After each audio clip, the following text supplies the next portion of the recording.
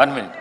హరీష్ రావు గారు, మీరు అడిగిన ప్రశ్నకు కరెక్ట్గా మీరు అడిగితే ఈ డైవర్షన్స్ కావు. ఈ డైవర్షన్స్ అయితే 1 hour లోపల నీకు 10 questions ఏడగా కంప్లీట్ అవుతాయి.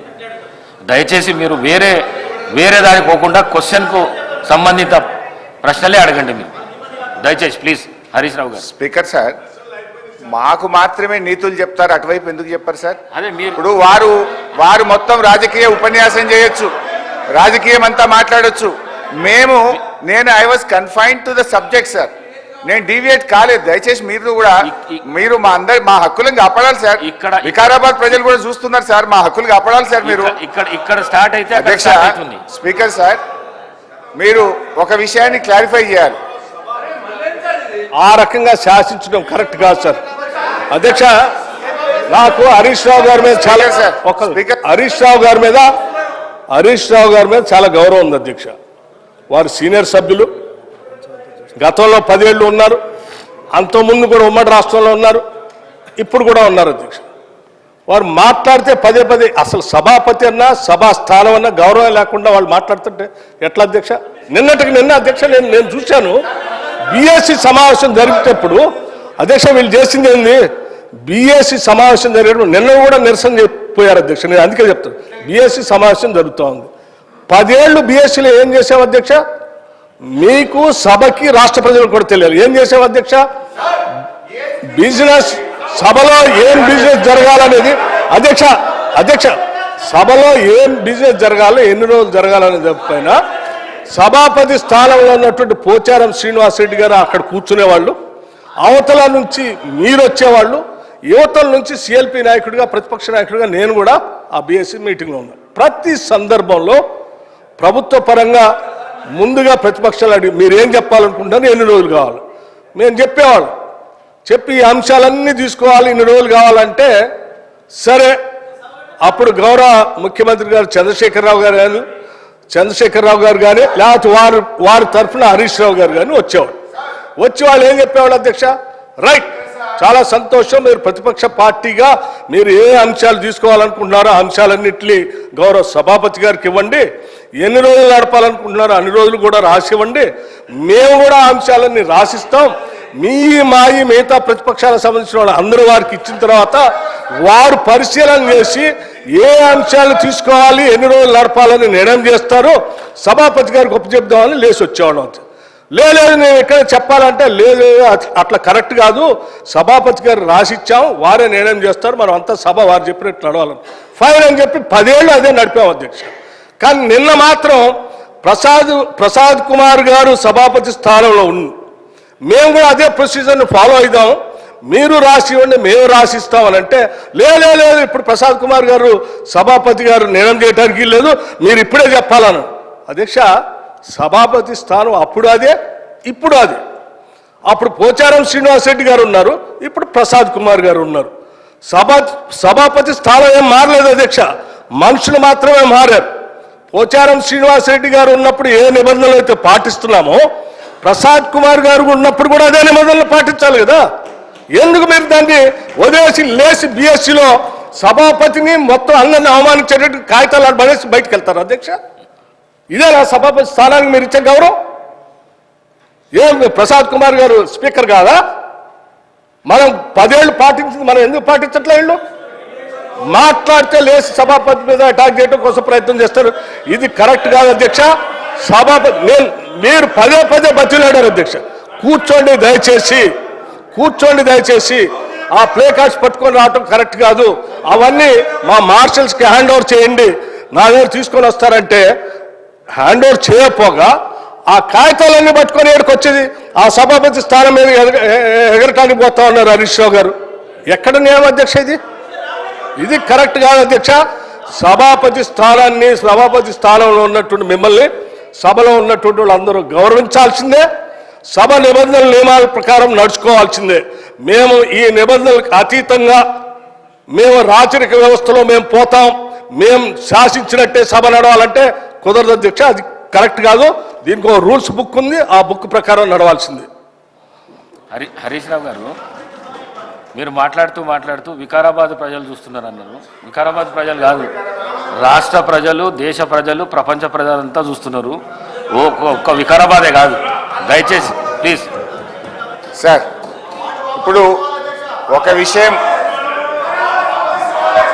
అవును, ఈ సభ జరుగుతున్న తీరును రాష్ట్ర ప్రజలు, సిద్దిపేట ప్రజలు, వికారాబాద్ ప్రజలు, దేశ ప్రజలు అందరూ చూస్తున్నారు.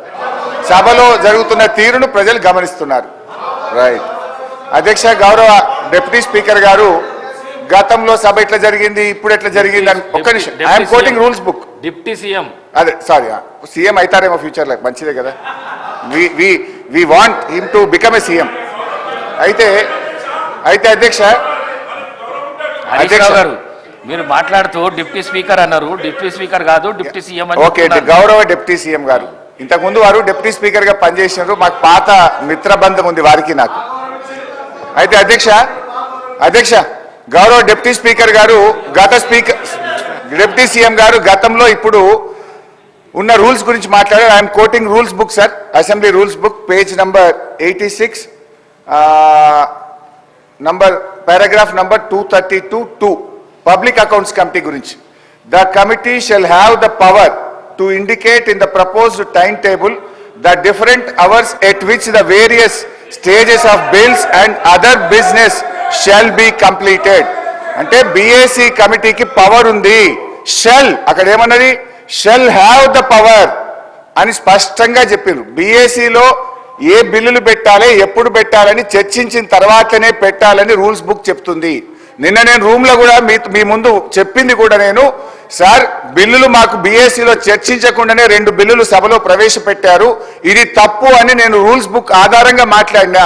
నేను రూల్ మాట్లాడినా కానీ బట్టి గారేమో లేని ఆవేశం తెచ్చుకొని కాంగ్రెస్ పార్టీ చేసిన అప్పులు బయటపడుతున్నాయని చెప్పి సభను తప్పుదో పట్టించడానికి వారు ఉపన్యాసం చేశారు. నేను ఉపన్యాసంలోకి పోను, నేను అప్పుల గురించే మాట్లాడతాను. గౌరవ బట్టి విక్రమార్క గారు చెప్పిన లెక్క ప్రకారంగా 1,27,208 కోట్ల రూపాయలు ఏడాది కాలంలో కాంగ్రెస్ ప్రభుత్వం అప్పు చేసింది. 1,27,000 అంటే 5 ఏళ్లలో లెక్క పెడితే ఇది 6,36,000 కోట్లు అవుతుంది. 10 ఏళ్ల బీఆర్ఎస్ పాలనలో 4,17,000 అయితే మీరు 5 ఏళ్లలోనే ఈ రోజు 6,36,000 చేయబోతున్నారు. తర్వాత ఇంకొక విషయం నేను మీకు ద్వారా క్లారిఫై చేయాలనుకుంటున్నా. గౌరవనీయులు బట్టి విక్రమార్క గారు, మేము ప్రివిలేజ్ మోషన్ దేని మీద ఇచ్చామో మీరు క్లారిఫై చేయాలి. దాదాపు 20 మంది కాంగ్రెస్ బీఆర్ఎస్ ఎమ్మెల్యేలు అందరం మీ దగ్గరికి వచ్చి మేము ఇచ్చిన ప్రివిలేజ్ మోషన్ దేని మీద అధ్యక్ష మీరే చెప్పాలి. వారేదో నేను మధురలో మాట్లాడిన దాని మీద ప్రివిలేజ్ మోషన్ ఇచ్చినామని సభను తప్పుదో పట్టించే ప్రయత్నం చేసినారు.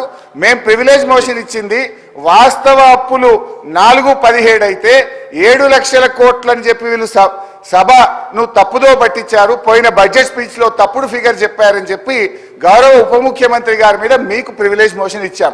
కానీ వారు ఇప్పటిదాకా ఏం మాట్లాడినరు, లేని ఆవేశం తెచ్చుకొని వ్యవసాయ కూలీలకు ఇయ్యద్దా, మీరు దాని మీద ప్రివిలేజ్ మోషన్ ఇస్తారా అన్నారు. తొందరగా ఈమనే మేము అడుగుతున్నాం.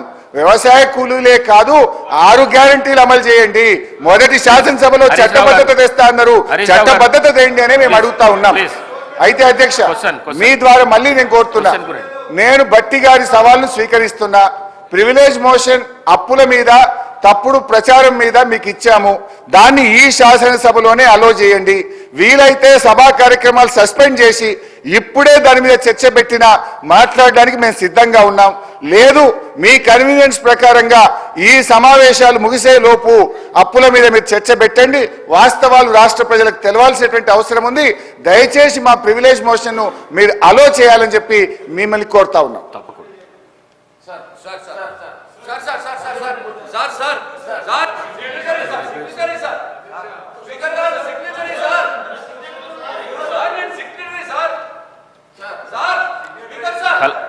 గౌరవ సభ్యులు కల్వకుంట్ల సంజయ్ గారు,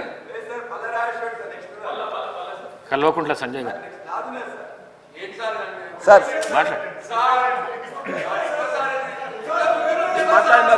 మీరు ఎప్పుడు మాట్లాడుతూనే ఉంటారు కదా. ప్రశాంత్ రెడ్డి గారు, మీరు ఎప్పుడు మాట్లాడుతూనే ఉంటారు కదా, మాట్లాడని.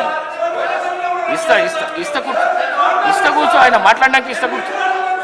డాక్టర్ సంజయ్ మాట్లాడడానికి ఇస్తా కూర్చో. డాక్టర్ సంజయ్ మాట్లాడడానికి ఇస్తా. డాక్టర్ సంజయ్ మాట్లాడడానికి ఇస్తాను. స్పీకర్ సార్, ఒక చిన్న రిక్వెస్ట్ సార్. ధన్యవాదాలు నాకు అవకాశం ఇచ్చినందుకు. నాకు తెలుసు this is at your description అని, కానీ నా ధర్మంగా నా సీనియర్స్ ఇద్దరు ఉన్నప్పుడు వాళ్ళు మాట్లాడుతున్నప్పుడు నా ధర్మం కాదు సార్. నాకంటే సీనియర్ శాసనసభ్యులు మాజీ మంత్రులు ఉన్నప్పుడు నా ధర్మంగా నా పార్టీ సీనియర్ శాసనసభ్యులు ఉన్నప్పుడు వాళ్ళకి అవకాశం ఇవ్వాల్సిందిగా మేము రిక్వెస్ట్ చేస్తా ఉన్నాను సార్. క్వశ్చన్ నంబర్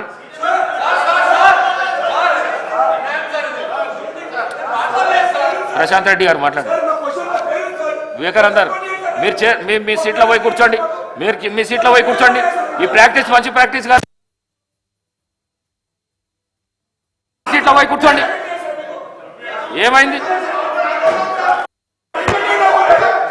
కూర్చోండి అధ్యక్ష. సీట్లో కూర్చోండి. కూర్చోండి. థ్యాంక్ యూ అధ్యక్ష. వివేకానంద గారు ఇది మంచి ప్రాక్టీస్ కాదు. సీనియర్ శాసనసభ్యులు మీరు మాటకి ముందు వెళ్ళకొస్తున్నారు.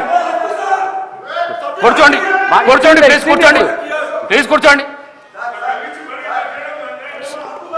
సార్ ప్రశాంత్ రెడ్డి సార్ ధన్యవాదాలు అధ్యక్ష. ప్రశాంత్ రెడ్డి గారు ధన్యవాదాలు అధ్యక్ష. సార్ గౌరవ ఉప ముఖ్యమంత్రి